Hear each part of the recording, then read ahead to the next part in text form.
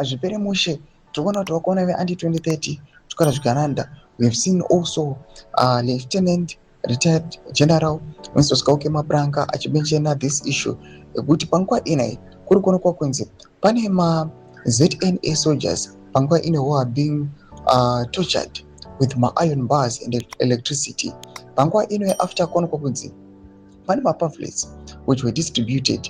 Panguva ino kuri kuonekwa kunzi this torture ichavaforsa kuti vakomana ava vabude vataure chokwadi kuti ndiani akacreata nekugenerata nekuprinta nekudistributa those pamphlets are against they kept 300 subscribe or like out on the bell icon. President Antoine anodanyora chiti just received arrested ZNA soldiers are being tortured with iron bars and electricity.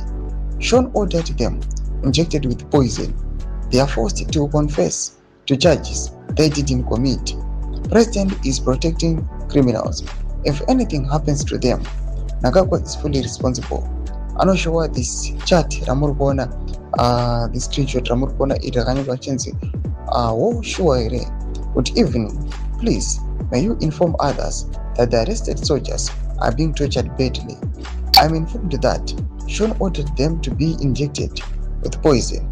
The bad part of it, they are being forced to admit to the charges, yet they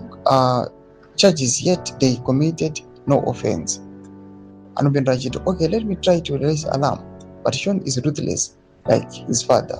How exactly are these soldiers tortured? Anubendra chiti, they are tortured with iron bars, electricity. The bad part of this, they did not commit any offense. The president is protecting criminals. Domba developments are kuda pangwa ine ari kunopa this conversation iripitika. Iri kunokunzi azvina kumira zvakanaka. Vakomanda vapidzwa panguva yakaopa. Panguva ino the person who is accused is Sean Mnangagwa akunzi ndiye ari kulead this torture. Mbudze mafungiro enyu muri kudii pamusoro pechitiko ichi. Ndina comment section medu, subscribe or like, wachira on the bell icon.